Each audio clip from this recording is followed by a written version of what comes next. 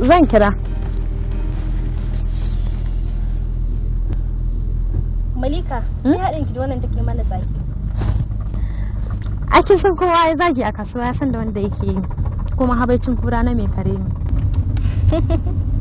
Ki ce da biyu an jefi biri da rani. Kaza mai 'ya'ya ita ke tsoron shiruwa. Darajar ƙwarya ragaya ta sauƙasa ta sauya suna. Duk wanda ya so musaya raina nashi yayi. Ai ko a ƙasar arna kare baya biyayya. Kamar yadda komai lalacewar masa ta fi ƙarfin kashin shanu.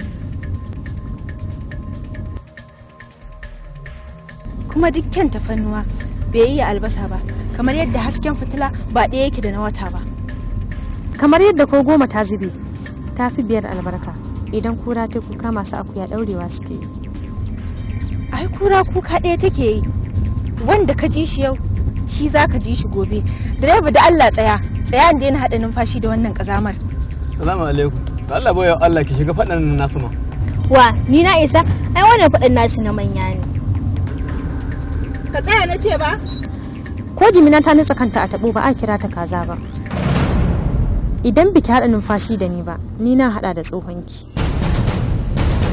Banza, akuya dabba. A haka gyatuminki ya gani kuma zai aura. Kin ban da tsautsayi ma me za a yi da karya irinki?